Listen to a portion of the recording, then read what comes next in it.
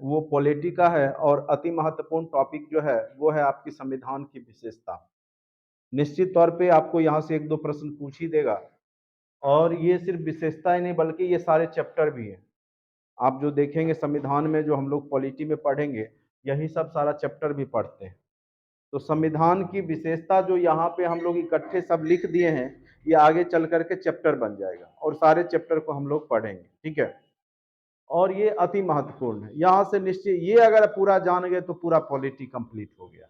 यहीं से maximum question रहेंगे, ठीक है।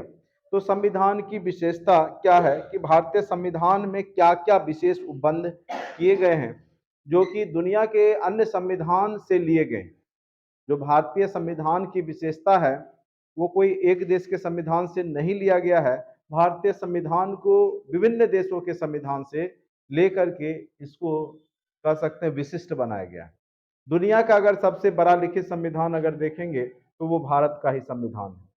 सबसे बड़ी बात है कि सबसे बड़ा भी है और लिखित भी है, लिखा गया संविधान है जिसमें कि कुल 395 अनुच्छेद है और 22 भाग है और 12 अनुसूचियां हैं, ठीक है। कई लोग बोलेंगे कि 25 भाग हो गया है, तो देखिए 25 भाग वो आपके 22 भाग में ही इंक्लूड है, वो सब पार्ट बढ़ाया गया है।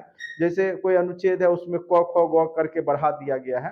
तो अगर एग्जाम में पूछेगा तो 25 भाग वाला नहीं मारेंगे टिक, हम क्या मारेंगे 22 भाग। लेकिन फिर भी दुनिया का सबसे बड़ा संविधान 395 अनुच्छेद किसी में नहीं, किसी भी संविधान में पूरे विश्व के संविधान में इतना बड़ा लिखा गया नहीं है। अब कहिएगा कि भारत का संविधान इतना बड़ा क्यों हो गया, तो उसके पीछे कई रीजन है। एक तो भारत विविधताओं वाला देश है, बहुत बड़ा देश है और साथ साथ अलग अलग जाति जनजाति के लोग निवास करते हैं, अलग अलग धर्म के मानने वाले लोग निवास करते हैं, ठीक है। तो पूरे विश्व में ऐसा भारत ही है जहां पर आप देखेंगे कि विभिन्न प्रकार के क्षेत्र हैं, विभिन्न प्रकार की जलवायु है, कहीं उष्ण कहीं समशीतोष्ण, ठीक है। तो हर एक कोई पहाड़ी क्षेत्र है, कोई पठारी क्षेत्र है, कोई दुर्गम क्षेत्र है, कोई मैदानी भाग है। तो सबका एक अपना अपना भौगोलिक स्थिति है, तो उसके अनुसार संविधान में उपबंध दिए गए, इसलिए यह बड़ा हो गया। अब जैसे संविधान में पंथ निरपेक्ष राज्य का चर्चा किया गया, उसके लिए भी बहुत सारे प्रावधान दिए गए। पंथ निरपेक्ष अनुच्छेद 25 में आपको बहुत सारा मिलता है ना कि आपको धर्म मानने की स्वतंत्रता है, किसी भी धर्म को आप स्वीकार कर सकते हैं। तो यही जो विशेषता है, विशेषताओं के कारण ही भारतीय संविधान एक बड़ा संविधान हो जाता है। तो सबसे पहली विशेषता यहां पर देखिएगा क्या लिखा हुआ है कि भारतीय संविधान क्या है। भारतीय संविधान क्या है, देखिए सबसे लंबा लिखित संविधान है। अगर कोई पूछे कि पूरे विश्व में किसने सबसे पहले लिखित संविधान बनाया तो वो अमेरिका था, USA, United state of America, जिसने सर्वप्रथम लिखित संविधान बनाया जो कि लिखा था। आज भी ब्रिटेन का संविधान लिखा हुआ नहीं है, वो अलिखित संविधान है। ब्रिटेन ने आज तक अपना संविधान को लिखा नहीं है। तो ये भी है, भारतीय संविधान लिखित है और सबसे लंबा है। पूरे विश्व के संविधान में सबसे लंबा संविधान भारत का ही है, ठीक है। तो ये इसकी विशेषता है, कमियां नहीं है, इसकी क्या है विशेषता है। उसके बाद ये है कि नम्यता और अनम्यता का मिश्रण है। अब कहिएगा ये नम्यता और अनम्यता क्या है। तो भारतीय संविधान ना ही कठोर है ना ही लचीला है। जैसे भारतीय संविधान में अगर समय पर जरूरत पड़े तो उसमें संविधान में सुधार भी किया जा सकता है, इसलिए यह कठोर नहीं है। कठोर उसको बोलते हैं जो कि जिसमें सुधार संभव नहीं है, जो एक बार लिख दिया गया तो उसमें कोई भी देश या वो देश उसमें सुधार नहीं कर सकता है। लेकिन भारतीय संविधान में ऐसी बात नहीं है। भारतीय संविधान में अनुच्छेद 368 दिया गया है जो कि संविधान संशोधन की बात करता है। आपका संविधान संशोधन हो सकता है और आपका जो सुप्रीम कोर्ट है न्यायपालिका, वो भी संविधान अगर भारत में कोई संविधान जनता के हित में नहीं है तो उसको भी वो बदल सकता है, ठीक है। तो उसको वह मान्यता खत्म कर सकता है। बहुत सारे संविधान क्या होते हैं कि बनाए जाते हैं विधान संसद के द्वारा, लेकिन अगर वह जनता उसके खिलाफ में, जनता के हित में नहीं है, जैसे किसान बिल को लेकर के देखिए, तो उसमें सुप्रीम कोर्ट आगे आकर के न्यायिक पुनर्विलोकन करके उसको क्या करता है, खत्म कर देता है। क्योंकि वह पावर जो है हमने सुप्रीम कोर्ट को भी दे रखा है। अगर जो विधान, जो कानून देश के हित के लिए नहीं है, तो कोई पार्टी अपने मन से अगर बना दिया है और जनता के हित में नहीं है, तो वह सुप्रीम कोर्ट क्या कर सकती है, उसको समाप्त कर सकती है। इसका मतलब है कि हमारा संविधान ना ही लचीला है और ना ही कठोर है। ठीक है, अब खूब आसानी से भी नहीं कर सकते इस काम को, आप आसानी से भी नहीं कर सकते हैं। अगर आपको संविधान संशोधन भी करना है, तो आपको जितने भी संसद के सदस्य हैं उसके 2/3 मत से पारित करना होगा। ठीक है, लोकसभा राज्यसभा में जितने भी सदस्य हैं और राष्ट्रपति तीनों मिलकर के जब संविधान संशोधन की प्रक्रिया को पारित करेंगे, तभी उस संविधान में संशोधन हो सकता है, अनदरवाइज नहीं होगा। तो उसके लिए आपको पूरे संसद का 2/3 मत चाहिए होता है, लोकसभा और राज्यसभा में पारित होना चाहिए, तब जाके संशोधन होता है। तो इसीलिए हम इसको लचीला भी नहीं बोलेंगे और कठोर भी नहीं है, यानी उसमें सुधार किया जा सकता है, बल्कि उसके लिए प्रोसेस है। बहुत सारे कानून बहुत ज्यादा महत्वपूर्ण है, तो उसको सबसे पहले आपको संसद में पारित करना होगा, उसके संशोधन की प्रक्रिया। उसके बाद फिर उसमें कम से कम आधे राज्य जब अनुमोदित करेंगे उस कानून को लेकर के, आधा से अधिक, जैसे 28 राज्य है, तो 14 प्लस राज्य अगर उसको स्वीकार करेंगे, तब जाकर के उसमें संशोधन हो। तो इस तरीका से हम कह सकते हैं कि भारतीय संविधान नम्यता और अनम्यता का मिश्रण है, ना ही लचीला है ना ही कठोर है, नम्यता और अनम्यता का क्या है, मिश्रण। इस बात को समझ गए, यानी भारतीय संविधान को इतने आसानी से आप संशोधित भी नहीं कर सकते, और जरूरत पड़ने पे जो है ऐसा नहीं है कि उसको संशोधन नहीं किया जा सकता, किया जा सकता है, बल्कि प्रोसेस। ठीक है, इसीलिए यह बोला गया कि यह नम्यता और अनम्यता का मिश्रण है, जो कि भारतीय संविधान की विशेषता को प्रकट करता है। नेक्स्ट है सार्वभौमिक वयस्क मताधिकार। आपको पता होगा कि जब आपकी आयु 18 वर्ष पूरी हो चुकी होती है, तो आप वोट दे सकते हैं, वोट दे सकते हैं।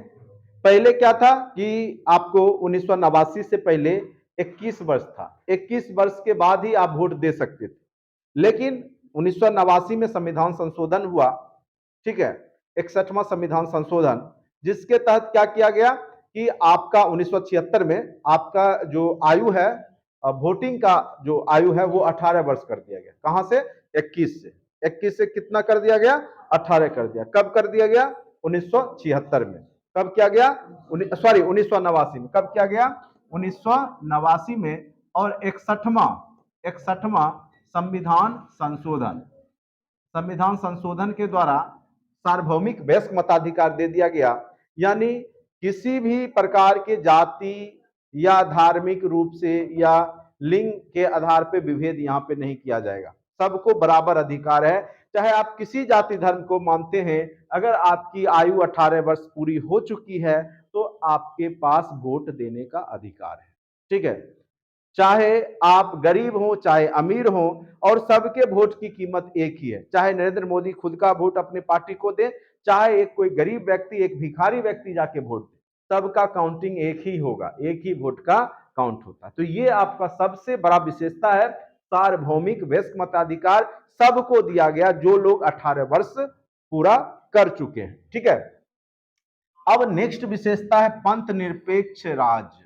ठीक है, तो पहले तो संविधान में पंथ निरपेक्ष राज्य नहीं था, लेकिन आगे चल करके प्रस्तावना में जोड़ा गया, और 42वां संविधान संशोधन 1976 के द्वारा, और उसमें एक शब्द दिया गया पंथ निरपेक्ष, यानी आप किसी भी धर्म को मानते हैं तो आप मान सकते हैं, कोई दिक्कत नहीं है। भारत क्या करता है कि धर्मनिरपेक्ष का मतलब होता है किसी धर्म को नहीं मानना, लेकिन भारत लिखता है हम पंथ निरपेक्ष देश है, हम सभी धर्म को मानते हैं लेकिन इक्वली।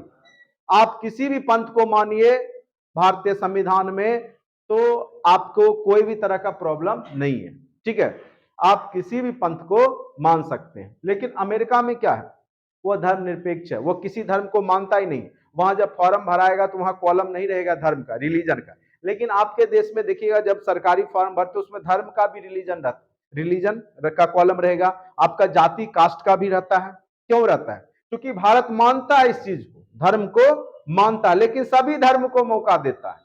तो इसीलिए भारत एक पंथ निरपेक्ष राज्य है, सभी धर्मों को मानता है, किसी विशेष धर्म को विशेष छूट यहां नहीं दिया गया है। ठीक है, चाहे वह अल्पसंख्यक वर्ग क्यों ना हो, चाहे मुस्लिम हो, सिख हो, ईसाई हो, चाहे हिंदू हो, सबको बराबर रूप से संविधान आपको देखता है। ठीक है, अब आ जाइए, नेक्स्ट है आपात उपबंध।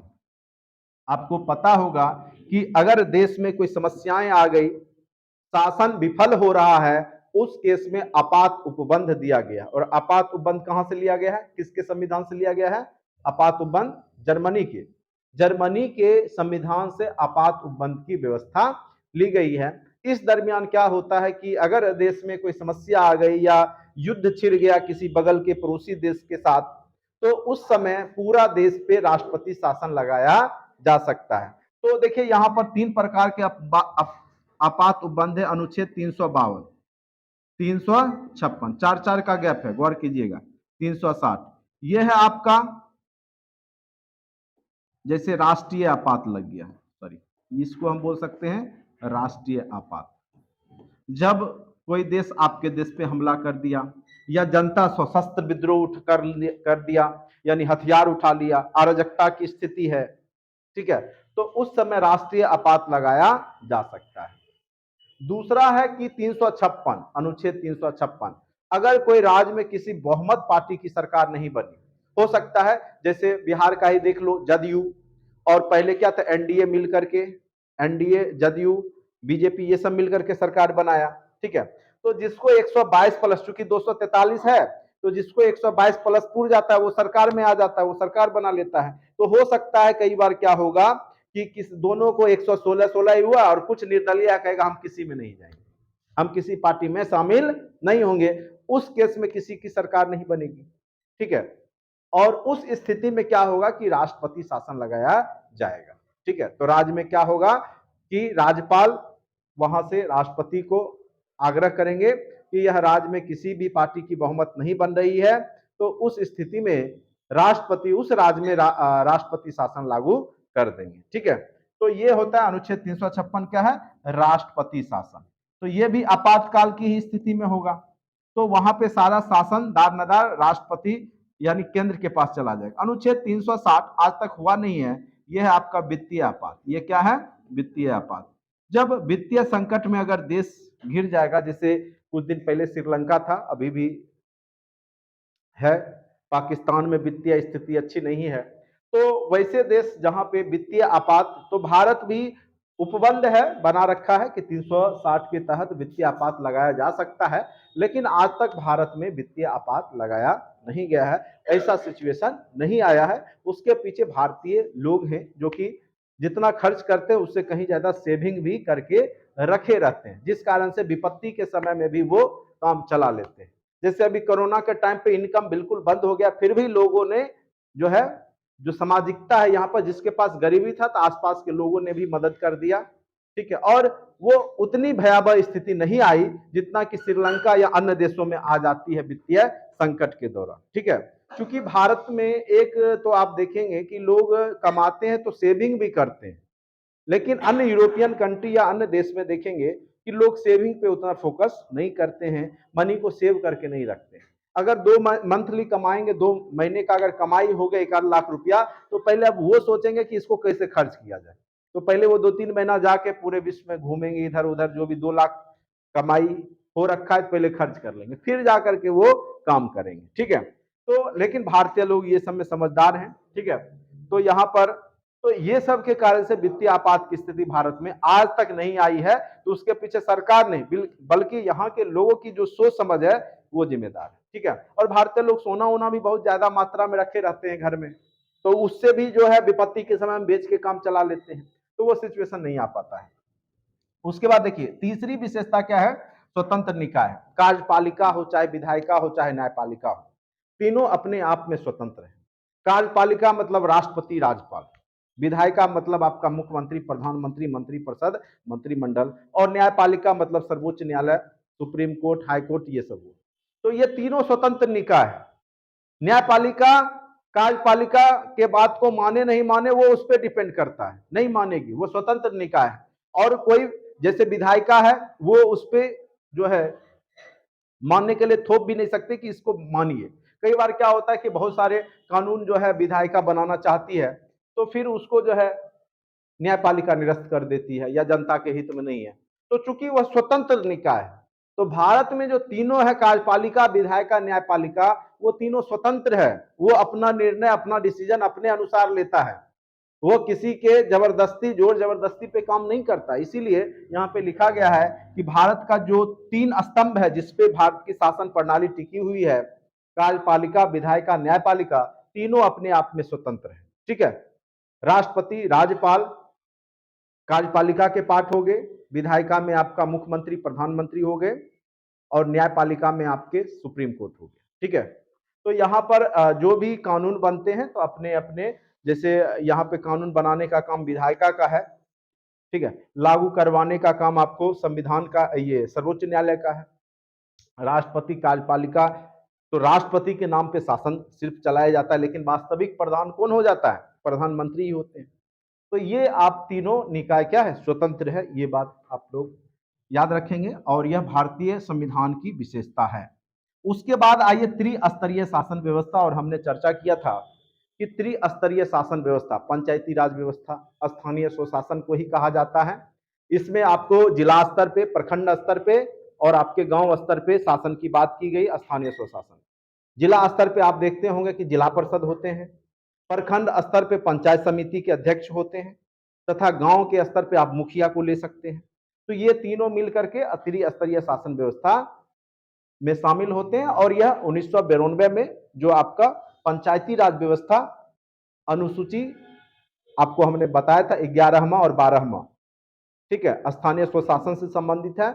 अनुसूची 11 पंचायती राज व्यवस्था से, और 12 किससे संबंधित है? नगर निकाय। ठीक है। तो ये त्रिस्तरीय शासन व्यवस्था है। इसकी शुरुआत नागौर जिला से हुई थी। ठीक है। नागौर है कहां पे? राजस्थान में। ठीक है। तो यहां पर त्रिस्तरीय को देने वाले भी कौन है? बलवंत राय मेहता समिति। आगे यह पंचायती राज व्यवस्था में अच्छे से फिर ये सब पूरा टॉपिक हो जाएगा। उसके बाद देखिए नीति निर्देशक तत्व, डीपीएसपी। डीपीएसपी क्या होता है? ठीक है, राज्य के नीति निर्देशक तत्व, यानी केंद्र के द्वारा राज्य को दिया जाने वाला निर्देश, जो कि एक लोक कल्याणकारी राज्य की स्थापना करता है।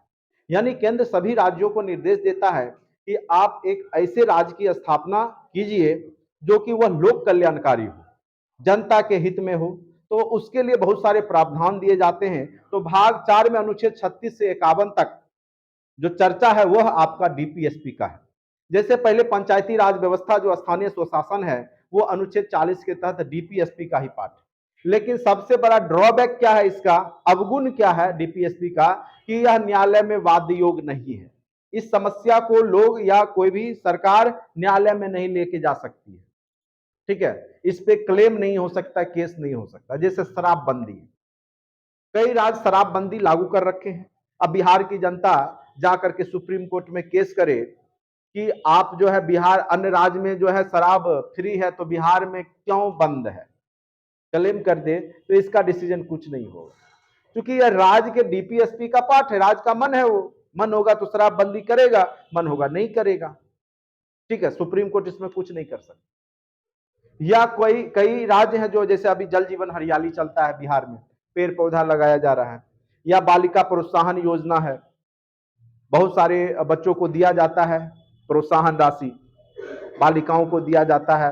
अब लड़का लोग जाकर के केस कर देगा कि बालिका को क्यों, हमको क्यों नहीं दिया जा रहा है। तो ये सब जो पार्ट है लोक कल्याणकारी राज्य के लिए, तो ये सब संविधान में या आपके न्यायालय में वाद योग नहीं होता है। तो समान काम जैसे समान वेतन है अनुच्छेद 39 के तहत, टीचर लोग गया सुप्रीम कोर्ट में समान काम समान वेतन को लेकर के, लेकिन फिर क्या हो गया, वो डायरेक्ट बोला कि राज्य सक्षम नहीं है पेमेंट करने में, इसलिए राज्य नहीं दे पा रही, इसमें हम कुछ नहीं कर सकते। सिंपल सा है। ये आपका मौलिक अधिकार थोड़ा ही है कि आपको दे ही देगी। इसीलिए तो जो संपत्ति का अधिकार है उसको हटा करके मौलिक अधिकार से हटा दिया गया। ठीक है। तो संविधान में हर एक चीज का अपना अपना प्रावधान, अनुच्छेद बहुत सारे अनुच्छेद है, अभी 36 से 51 तक जितना भी अनुच्छेद है, चाहे जल जीवन हरियाली मिशन हो, पेड़ पौधा का संरक्षण का हो, या आपका प्रकृति का संरक्षण का हो, तो वो सब आपके नीति निर्देशक तत्व के पार्ट होते हैं। ठीक है। जैसे समान नागरिक संहिता है अनुच्छेद 44 के तहत, ये भी डीपीएसपी का पार्ट है। तो नीति निर्देशक तत्व, directive principle of state policy, जिसको हम डीपीएसपी बोल रहे हैं, तो ये महत्वपूर्ण है। और भाग 4 में अनुच्छेद 36 से 51 तक है। और यहां से प्रश्न निश्चित तौर पे पूछेगा। और कहां से लिया गया था ये? आयरलैंड से। कहां से लिया गया? आयरलैंड से। ये भी आपके संविधान की प्रमुख विशेषता है। अब आ जाइए मौलिक कर्तव्य। जब संविधान का निर्माण हुआ था तो उस समय हमारे देश के संविधान में मौलिक कर्तव्य नहीं था, ठीक है। इसको बहुत बाद में आकर के 1976 ईस्वी में स्वर्ण सिंह समिति थी, उसने रिपोर्ट दिया और उसने मौलिक कर्तव्य को ऐड किया, क्योंकि अधिकार और कर्तव्य एक दूसरे का पूरक है, ठीक है। अगर आपके पिताजी के जमीन में अगर आपको अधिकार है संपत्ति में, तो आपका कुछ कर्तव्य बनता है आपके माता पिता के प्रति, कि सिर्फ अधिकार लेंगे तो वो भी क्या है, तानाशाही हो गया, एक प्रकार से कह सकते हैं। तो यहां पर अधिकार आपको दिया गया संविधान के द्वारा, तो आपको कुछ कर्तव्य भी दिया गया है और उसको 51 क में जोड़ा गया। अभी वर्तमान में 11 मौलिक कर्तव्य है। कहिएगा मौलिक कर्तव्य कहां से लिया गया? तो पूरे विश्व में सबसे पहले अपने संविधान में सोवियत संघ रूस यूएसएसआर ने ही अपने संविधान में जो है मौलिक कर्तव्य की व्याख्या किया था, क्योंकि वह समाजवादी देश है। तो सबसे पहले रूस ने अपने संविधान में मौलिक कर्तव्य लिखा था और भारत ने भी रूस के संविधान से ही मौलिक कर्तव्य को अपने संविधान में लिया है। जब संविधान बना था उस समय मौलिक कर्तव्य नहीं था। बाद में 1976 में 42वां जो संविधान संशोधन है, उस समय मौलिक कर्तव्य को जोड़ा गया और उस समय भारतीय संविधान में 10 मौलिक कर्तव्य थे। लेकिन फिर आगे चल करके 2002 में अटल बिहारी वाजपेयी के समय में 11वां मौलिक कर्तव्य उसमें जोड़ दिया गया, जो कि क्या है कि 14 वर्ष तक के आयु के बच्चे को स्कूल भेजना है, मतलब 6 वर्ष के प्लस जो आयु के बच्चे हैं उसको आप स्कूल भेजिए। आपका कर्तव्य है कि आसपास जो भी बच्चा है जो स्कूल नहीं जा रहा है उसको आप स्कूल, या माता पिता हो चाहे जो प्रतिपाल्य हैं उसके जो पालन पोषण कर रहे हैं, उनका दायित्व है, कर्तव्य है कि 14 वर्ष से कम के आयु के बच्चे को स्कूल भेजिए, यानी जिनका आयु 6 प्लस है उनको आप स्कूल भेजना शुरू कर दिए, ठीक है। तो वो सब फिर ये चैप्टर हो जाएगा, ये क्या हो जाएगा, चैप्टर हो जाएगा। भाग 4 को 51 को में यह बात मौलिक कर्तव्य से रिलेटेड है। कहां से लिया गया? तो अभी आपने समझा कि रूस से लिया गया, सोवियत संघ रूस से लिया गया। और अभी मौलिक कर्तव्यों की संख्या कितनी है? 11। जब संविधान निर्माण हुआ था उस समय कितना था? नहीं था, 0 था। जब संविधान निर्माण हुआ था उस समय 0 था, कोई भी मौलिक कर्तव्य नहीं थे। आगे चल करके 42वां संविधान संशोधन 1976 में स्वर्ण सिंह समिति की समिति के सिफारिश से, स्वर्ण सिंह समिति के सिफारिश से कितना दिया गया मौलिक कर्तव्य? 10, ठीक है। और यही सब प्रश्न आपको बार बार पूछेगा, कहीं कुछ स्वर्ण सिंह समिति नहीं भी लिखेंगे तो कोई बात नहीं है, आपको पूरा चैप्टर ही करवाया जाएगा जब मौलिक कर्तव्य को आपको पढ़ाया जाएगा। ये सब सारा टॉपिक है, सारा चैप्टर आपको पॉलिटी में करवाया जाएगा, इसके लिए आपने फिक्र रहे, ठीक है। अब आ जाइए मौलिक अधिकार, ठीक है। तो मौलिक अधिकार कहां से लिया गया है ये आपको पता ही है, अमेरिका के संविधान से लिया गया है। और अनुच्छेद कहां से कहां तक है? 12 से 35 तक मौलिक अधिकार दिए गए हैं। वैसे अधिकार ऐसे तो ये कहिएगा नैसर्गिक अधिकार ही होता है, जैसे अगर आपका समानता का अधिकार है तो प्रकृति भी तो आपको समानता का अधिकार दिए हुए है। ऐसा थोड़ी है किसी को ऑक्सीजन जो है ज्यादा दे रही, किसी को कम दे रही, सबको तो बराबर मात्रा में। ऐसा थोड़े किसी को जो है 4 आंख दे दिया, 4 जीभ दे दिया, नाक की संख्या 5 कर दी, ऐसा थोड़ी। प्रकृति भी तो आपको सेम ही दे रहा है, समानता तो प्रकृति भी आपको। हाँ, विशेष केस में क्या होता है कि कुछ विकलांगता आ जाती है, तो वो मानव के गड़बड़ी के कारण, आपके माता पिता के गड़बड़ी के कारण कुछ ना कुछ खान पान गड़बड़ होता है, उसमें आपको कुपोषित हो जाते हैं या विकलांग हो जाते हैं। लेकिन प्रकृति तो समान रूप से सबको दे रही है। तो ये नैसर्गिक अधिकार भी कह सकते हैं। ये अधिकार वे अधिकार हैं जिसके बिना किसी मानव का विकास संभव नहीं है, सर्वांगीण विकास ही नहीं होगा। समता का अधिकार जैसे आपका अनुच्छेद 14 से 18 है। फिर धार्मिक स्वतंत्रता का अधिकार है। धर्म को किसने बनाया? मानव ने बनाया है, कोई ऊपर से थोड़े कोई देवता ने बनाया है। तर्क ये कहता है कि ईश्वर को भी मानव ने बनाया है। तर्क ये कहता है कि ईश्वर को किसने बनाया है? मानव ने। और अध्यात्म कहता है कि मानव को ईश्वर ने बनाया, मानव को ईश्वर ने बनाया। लेकिन तर्क क्या कहता है? तर्क शक्ति लगाइए, हम जिसको भगवान बना दें। तरह तरह के देवी देवता का नाम देखिएगा लिखा हुआ रहता है, एक पत्थर लाइए, उसको पेड़ के नीचे रख दीजिए, चंदन टिक्का कर दीजिए, ठीक है, और कोई देवता का नाम लिख दीजिए नीचे में, जय बाबा कुछ नाम दे दीजिए। देखिए कल के बाद वो देवी देवता आ जाते हैं कि नहीं आ जाते, उनका रूप भी आ जाएगा, किस रूप में है, कैसा ड्रेसिंग है, वो भी आ जाएगा। तो कहीं ना कहीं हमने बना दिया ना उसको, ठीक है। तो धर्म भी तो हमने ही बनाया है, मानवों ने बनाया है धर्म। आप देखिएगा जब आप प्राचीन इतिहास पढ़ते हो, वहां कोई धर्म नहीं है। फिर आया आपका सनातन धर्म, फिर 6ठी सदी में 600 ईस्वी सन पूर्व में आया आपका बौद्ध धर्म, जैन धर्म। उसके बाद 600 ईस्वी सन पॉजिटिव में जाकर के आपका जो है इस्लाम धर्म आया। उसके बाद 1400 ईस्वी में आकर के आपका सिख धर्म आया, ठीक है। तो धर्म बनते गया और उसको बनाया किसने, मानवों ने बनाया।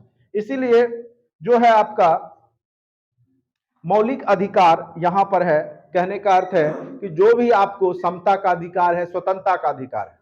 प्रकृति के सामने भी आप जब जन्म लेते हैं तब से ही स्वतंत्र होते हैं आप, ठीक है। वो तो आप सामाजिक घेरा के अंदर बंद हो जाते हैं, समाज आप पे नजर रखता है, लेकिन बाकी तो सब स्वतंत्र ही पैदा होते हैं, ठीक है। तो वही सब अधिकार को लिख दिया गया कि कोई आपको गुलाम बना के नहीं खटवा सकता है, कोई आपको बंदी नहीं बना सकता है। बस वो आपको क्या कर दिया गया कि आपको संविधान में प्रावधान दे दिया गया, लिख दिया गया, लेकिन वास्तव में प्रकृति भी वो अधिकार आपको दे रखी होती है, ठीक है। और वो प्राचीन समय से ही है, ऐसी बात नहीं है कि राजा महाराजा होते थे तो उस समय जनता गुलाम रहती थी, उस समय भी जनता स्वतंत्र ही रहती थी, ठीक है। वो तो धीरे धीरे क्या होता है कि जब आर्थिक रूप से शोषण करने के लिए जो है कोई भी सरकार हो, चाहे जो भी एक सिस्टम बना लेता है जिसके कारण जो है जनता गुलाम हो जाती है। बाकी प्रकृति रूप से सभी लोग स्वतंत्र ही थे। वो मानवों गुलाम भी बनाया तो मानवों ने ही बनाया। अंग्रेज आए, धीरे धीरे यहाँ पे कंपनी के नाम पे व्यापार करने आए, चाय बेचते बेचते देश को ही बेचने लगे, ठीक है। चाय बेचते बेचते देश को बेचने लगे। अब ये तुम लोग नया कोई भी अभी वर्तमान के समय से मत जोड़ लेना, अंग्रेज भी वही काम किए थे। गौर करो, चाय बेचते बेचते देश बेचना शुरू कर दिया। चलिए अब आ जाइए संसद शासन, संसदीय शासन। अब आ जाइए संसदीय शासन। भारत में क्या है, संसदीय शासन है, ठीक है। भारत में आपका लोकसभा है, राज्यसभा है और राष्ट्रपति, तीनों मिलकर के क्या बनता है, संसद बनता है। तो कोई भी कानून बनेगा तो पहले लोकसभा में पारित होगा, फिर राज्यसभा में पारित होगा 2/3 बहुमत से। जब राष्ट्रपति शासन करेंगे तब जाकर के वह क्या होगा, पारित होता है। तो भारत में क्या है, संसदीय शासन व्यवस्था है। और जो संसद का जो मेन पार्ट है, कार्यपालिका का प्रधान राष्ट्रपति, वो भी वंशानुगत नहीं है, उसका भी क्या होता है, यहां पर चुनाव होता है और प्रत्यक्ष मताधिकार के आधार पर वो भी चुनकर के ही बनाए जाते हैं। भले जनता वोट नहीं देती है, लेकिन हमारे प्रतिनिधि तो राष्ट्रपति के चुनाव में पार्टिसिपेट करते हैं। चलिए उसके बाद आपका है कि अब देखिए कुछ लोग जो थे वर्षों से दलित हैं, यानी उस समाज से बिलोंग करते जिनका शोषण हुआ, जिनको समाज में नीचा करके रखा गया है, शोषित किया गया, वो अभी वर्तमान में आर्थिक रूप से उतने समृद्ध नहीं बन पाए हैं जितना जनसामान्य है। तो उनको बराबर लाने के लिए, जैसे कोई विकलांग व्यक्ति है और उसको आपके साथ रेस करवाना है तो उसके लिए बैसाखी देना पड़ेगा उसको, तब जाकर के वो चल भी सकता है, ठीक है। तो वही एक प्रकार से आप देखेंगे कि अनुसूचित जाति और जनजाति को विशेष प्रावधान दिया गया, आपके संविधान में विशेष छूट दिया गया, आरक्षण नाम का एक शब्द आया, रिजर्वेशन, और उनको दिया गया, ठीक है। ये भी भारतीय संविधान की विशेषताओं में से एक है कि वे लोग जो कि वर्षों से दलित हैं, अगर इनको कुछ विशेष छूट ना दिया जाए तो ये आगे नहीं बढ़ सकते हैं, ठीक है, अन्य लोगों के बराबर नहीं चल सकते हैं। इसलिए उनको विशेष प्रावधान अनुच्छेद 330, 332, 333 इन सब में आपको दिया गया है, ठीक है। तो ये सारी विशेषताएं भारतीय संविधान की है और यह एक चैप्टर है, और आप लोग लूसेंट में देखेंगे तो आराम से आपका सारा प्रश्न बन जाएगा, भारतीय संविधान की विशेषताएं, ठीक है। कहां से क्या लिया गया, क्या क्या विशेषताएं हैं, कोई टॉपिक छूटा तो नहीं छूटा, ठीक है। तो हमने सारे बातों को डीपली अच्छे से आपको समझा दिया।